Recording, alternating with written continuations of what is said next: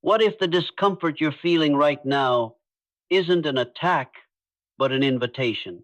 What if the restlessness, the silence, the closed doors aren't signs that God has forgotten you, but that He preparing to prosper you? Maybe lately you've been praying for a breakthrough, asking God for clarity, for answers, for provision. You've been asking for more, but hearing less. And deep down, a quiet fear begins to grow. Am I being ignored? Have I missed it? Did God change His mind about me? But hear this carefully, because it might be the message your soul has been waiting for. You're not being ignored. You're being prepared. You're not lost. You're being positioned. You're not falling behind. You're on divine schedule. God doesn't always announce when a new season begins. He whispers. He stirs. He shifts the atmosphere around you just enough for your spirit to notice. Something's changing. You no longer feel settled in places you used to call home. You no longer feel satisfied with just enough. You can sense it in the quiet. You can feel it in your bones. You were made for more. Not just more money, not just more stuff, but more impact, more influence, more purpose. And when God begins to lead you into wealth, true wealth, He always sends signs ahead of time. Signs that feel ordinary to others, but sacred to you. Signs that whisper, prepare, move, rise. But here's the thing. Most people ignore those signs. They dismiss the discomfort. They silence the stirring. They talk themselves out of the dream God put in their spirit because it feels too different, too dangerous, too divine. But you're here. You're listening.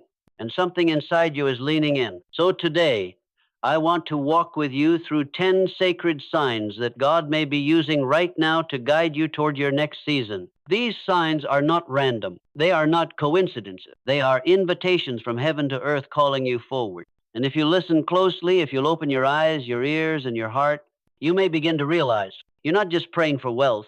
Wealth is being prepared for you. Sometimes the first sign is a subtle one. You start to feel uncomfortable in the exact place that used to feel like home. It usually begins quietly. No dramatic signs. No loud revelations.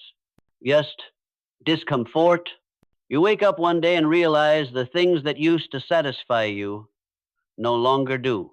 The job you once prayed for feels empty. The people you used to vibe with now feel like strangers.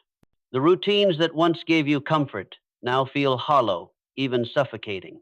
And you start to ask yourself, what's wrong with me? Why can't I just be grateful? Why does everything familiar now feel foreign? But what if that discomfort is divine? What if God is allowing the things that used to sustain you to now stretch you? You see, before God ever increases your resources, He always expands your capacity. And the way He does that is through restlessness. Napoleon Hill called this inner sensation a definiteness of purpose, a sense that refuses to settle, that pulls you towards something more, even when you can't yet define it. This divine discomfort isn't a curse. It's a signal, a nudge from the Holy Spirit, whispering, this is not your final stop. You were made for more. But here's the danger. Most people fight this discomfort. They numb it. They silence it. They call it midlife crisis, burnout, discontent, but in reality, it's God pushing you out of the old to prepare you for the new. So if you feel out of place in places that used to feel safe, if the world around you looks the same, but nothing inside you feels the same, you're not broken, you're becoming. And then, almost without warning, ideas begin arriving not from effort, but from somewhere deeper. You didn't plan them, but they won't let go. You're doing something ordinary, driving, showering, lying awake at 3 a.m., and suddenly an idea hits you. A thought, a sentence, a vision you never sat down to create, but it arrives fully formed, fully alive in your mind. Not forced, not analyzed, just downloaded. And it doesn't leave you. It lingers. It whispers. It pulls on your spirit like gravity, refusing to be ignored. Friend, that's not a random thought. That's not just creative thinking. That's a divine download. You see, when God begins to lead you into a season of abundance, He won't always start by giving you a resource. He'll often start by giving you a revelation. Vision always comes before provision. Napoleon Hill understood this principle. Whatever the mind can conceive and believe, it can achieve. But before you can believe a thing, you must first conceive it, and God often conceives it in you through inspiration. These ideas don't arrive when you're grinding. They come when your mind is quiet, when your spirit is open, when you're no longer distracted and finally listening. And the moment you receive them, you feel two things. Excitement. Could this be from God? Fear. But who am I to pursue this? That's the tension of every divine assignment. It feels bigger than you because it didn't come from you. It came through you. God never gives casual ideas to comfortable people. He gives a disruptive vision to those willing to carry weight. So if you've been getting ideas that feel wild, bold, scary, if thoughts keep returning even when you try to brush them off, pay attention. That's not your imagination. That's an instruction. Write it down, pray over it, speak it, because divine downloads don't just inform your future, they initiate it.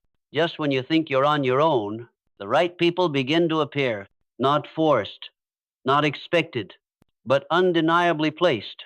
Sometimes the biggest evidence that God is moving is not what you're chasing, but what starts showing up. A phone call out of nowhere, a conversation you didn't plan, a person you happen to meet who carries the exact answer you've been praying for. It feels like a coincidence, but something in you knows this is not chance.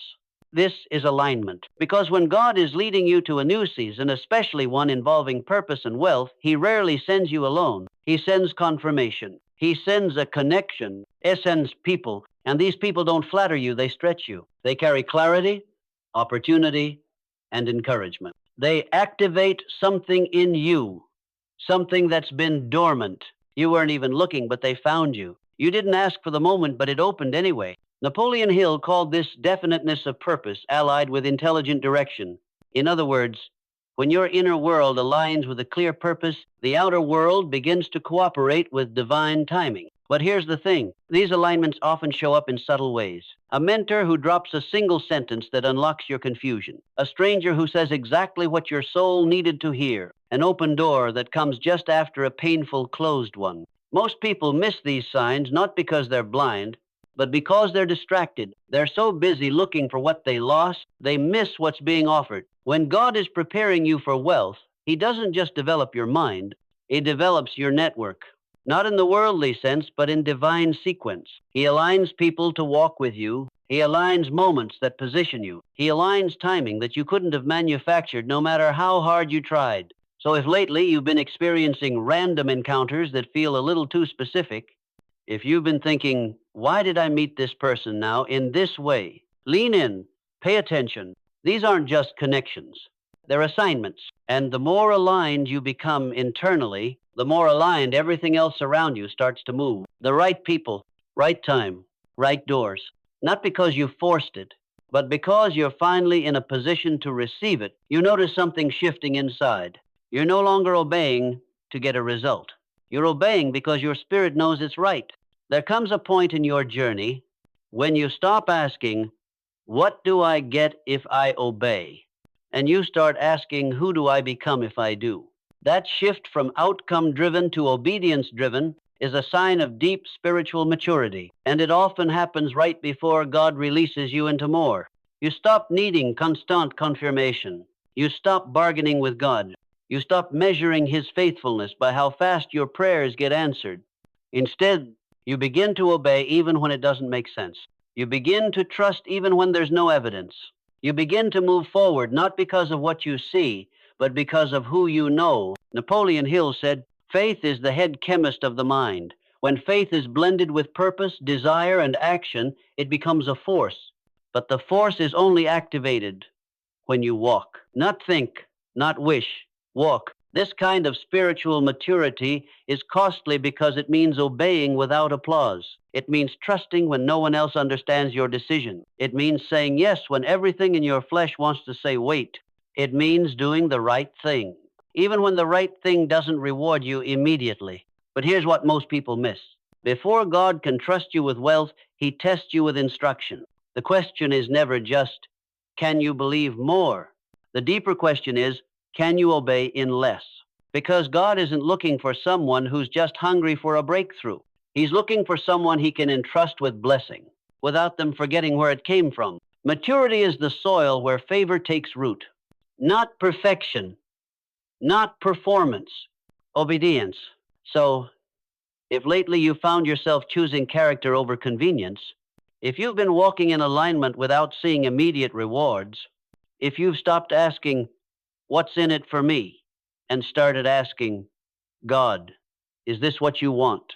That's not just maturity, that's preparation. The kind of preparation wealth requires, the kind that doesn't just make you rich, it makes you ready. And sometimes, before the increase comes, there's loss. Unexpected, uninvited, but strangely aligned with your next becoming. Before God multiplies you, He often subtracts. It doesn't feel fair. It rarely makes sense. But it is always intentional. You lose the job you thought was secure, the friendship you thought was forever, the opportunity you had banked your hope on suddenly vanishes, and in the quiet that follows, a question haunts your spirit. God, why would you take this just when I was starting to believe again? But what if what feels like loss is actually making room for what's coming? What if what's being taken was never meant to follow you into the next season? In John 15, Jesus says, "Every branch that does bear fruit, He prunes, so that it will be even more fruitful." That verse doesn't say He cuts off what's dead. It says He cuts what's alive, even what's working, even what's bearing fruit. Why? Because pruning isn't punishment, it's preparation. Napoleon Hill taught that desire must often be refined through defeat. He said, "Every adversity, every failure, every heartache carries with it the seed of an equal or greater benefit." But most people stop at the pain and never stay long enough to receive the seed. When you're being pruned, you'll feel exposed, naked, vulnerable, like everything familiar is being taken away piece by piece. But God is not trying to destroy you. He's trying to deliver you from people, patterns, mindsets that would have choked the harvest He's preparing to release. So if you've been losing what once felt stable, if doors have shut without warning, if relationships have shifted with no explanation, pause. Don't punish. Don't interpret the pruning as rejection. It's not the end. It's the edit. And God only edits what He's preparing to publish. So let it go, not in despair, but in trust. Because what He cuts today makes room for what He's about to grow tomorrow. You catch it in your voice, the way you speak, the way you think. It's different now. Your inner world is changing, and your language reveals it. Before wealth shows up in your bank account, it shows up in your vocabulary. You begin to catch yourself mid-sentence, stopping old patterns of speech like, "I'm always broke. Nothing ever works out for me. I'll never get ahead." And instead, something new rises up. Not just positive thinking, but a deeper knowing, a holy defiance. You start to say things like, "I'm being positioned. Doors are opening, even if I don't see them yet. I don't chase wealth. I attract it by alignment." Where did this shift come from? It came from the Spirit working inside you before He works around you. You see, transformation always begins internally. Before God upgrades your provision, He upgrades your perspective.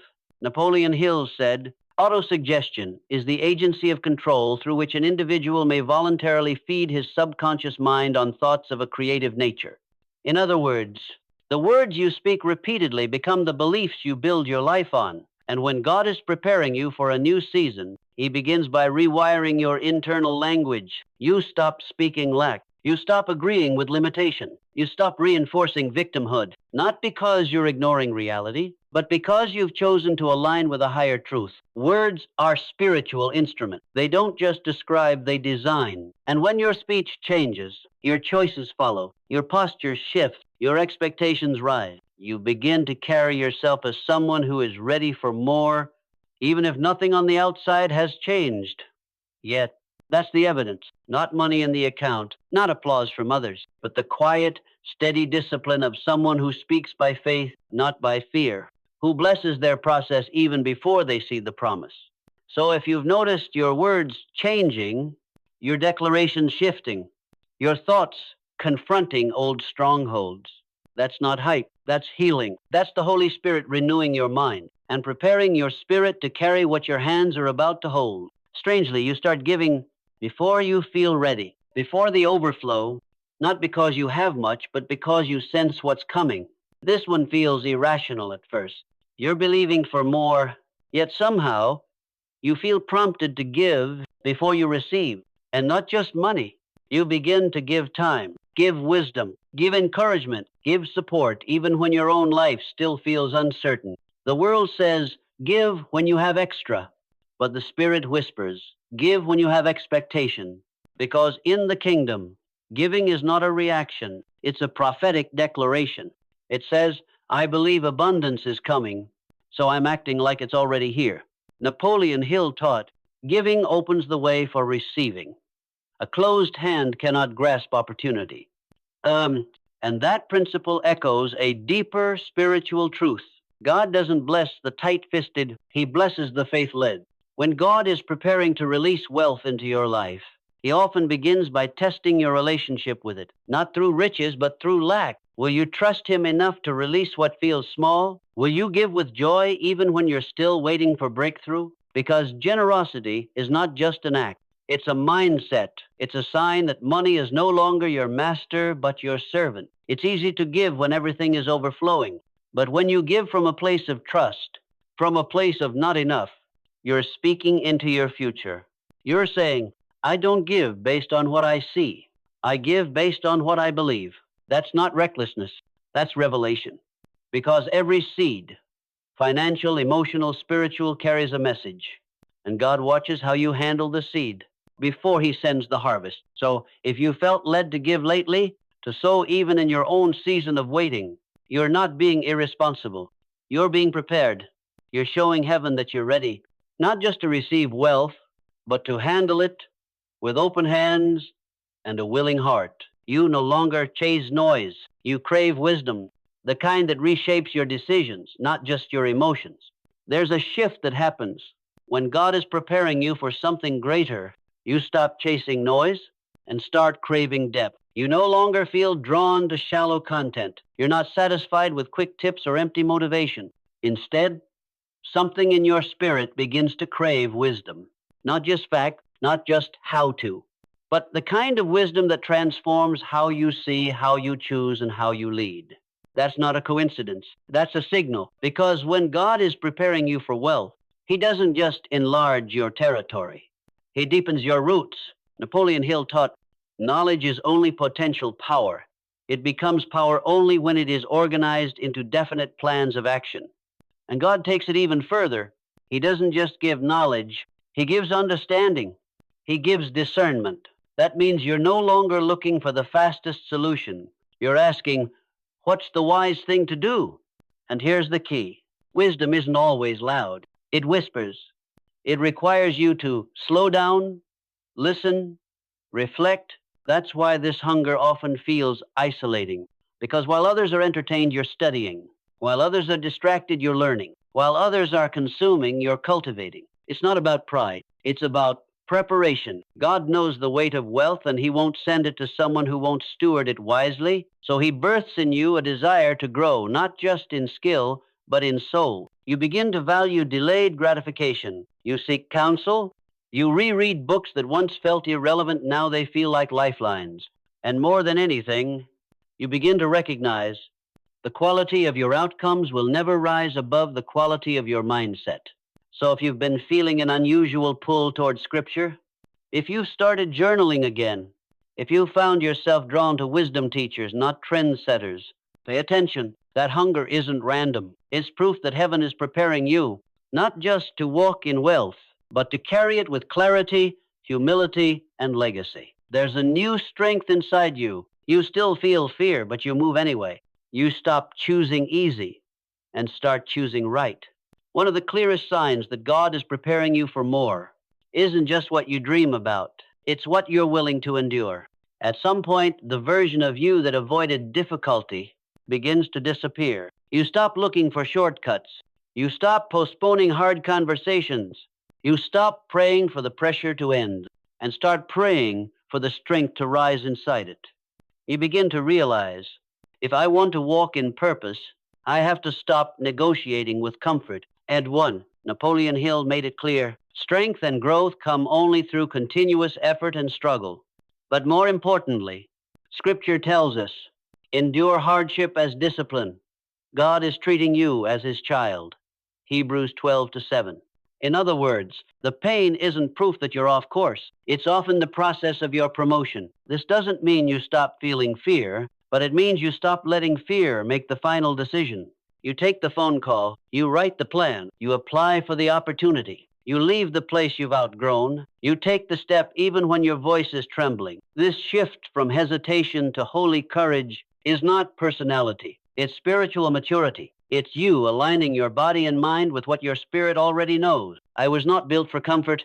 I was built for calling. And you no longer need external applause to validate it, because the quiet conviction inside you has grown louder than the noise around you. So if lately you've been doing things that stretch you, if you've been waking up earlier, showing up stronger, saying no to distractions, leaning into the uncomfortable, you're not just getting more disciplined, you're getting more dangerous to the enemy. Because a man or woman who's willing to do what's hard before it's easy is someone God can trust with real impact. This is the kind of strength that wealth demands, not just to build something great, but to sustain it without losing yourself in the process. And then perhaps the rarest sign of all, peace. Not because the breakthrough came, but because something in your spirit knows it's already done. Perhaps the most sacred sign of all is peace that doesn't make sense. Not peace after the breakthrough. Not peace because the money came. Not peace because the doors opened, but peace before. It doesn't mean the questions are gone. It doesn't mean the obstacles vanished. It means something in your spirit has gone quiet, settled, anchored. You're not striving. You're not chasing. You're not forcing. You've entered a strange calm, a stillness that says, I don't know how, but I know it's coming. Napoleon Hill wrote, faith is the element, the chemical, which when mixed with prayer gives direct communication with infinite intelligence. Now, this is that kind of faith. Faith that doesn't require a sign to believe. Faith that stops needing updates to stay committed. Faith that lives in peace because the outcome is already settled in heaven. This kind of peace is not a feeling, it's a revelation. It doesn't deny the facts, it overrides them with truth. And it's usually the final sign that something is about to shift, because the soul always knows what the eyes haven't yet seen. God gives peace as a down payment, a quiet assurance that you're aligned, even when you don't have the evidence yet. You no longer obsess over timing. You no longer strive to control outcomes. You walk slower, breathe deeper, listen closer, because you trust that heaven is already in motion, even if earth hasn't caught up yet. So if you've recently stepped into this kind of peace, if you feel unshaken in situations that once triggered you, if your clarity has increased while your circumstances are still cloudy, you're not delusional. You're aligned. You've crossed over into a place where wealth, purpose, and identity begin to converge, where the world says, wait for proof, but your spirit says, it is already done. And that peace, that supernatural, unexplainable, unshakable peace, is the whisper of God confirming, you're ready, you're trusted. Now move and watch me do the rest. You've just heard 10 signs, 10 whispers from heaven, 10 patterns that may already be unfolding in your life. Not randomly, not emotionally, but strategically, spiritually, prophetically. These signs are not hype. They are not coincidence. They are not feel-good ideas. They are invitations from God to you to rise, to align, to respond. You may have thought you were stuck, but heaven calls it positioned. You may have called it discomfort, but heaven calls it preparation. You may have seen loss, but heaven sees pruning. Because before God releases provision, he always refines the person. So here's the real question. Now that you've recognized the signs, what will you do with them? Will you keep waiting for perfect clarity? Will you keep asking for more signs? Or will you begin to walk by faith, not by sight? Faith without works is dead. Autosuggestion is the bridge between belief and behavior. The subconscious mind responds to emotion and repetition. You've been given the awareness. Now comes the obedience. Start moving like you're being prepared, because you are. Start speaking like provision is on the way, because it is. Start making room for the future, because it's already been written. You're not imagining things. You're not overthinking. You're not disqualified. You are being positioned, refined, and called for something greater than comfort, for a wealth that carries purpose, peace, and eternal impact. So speak it, align with it, move toward it, because when God starts showing signs, He's already begun the miracle.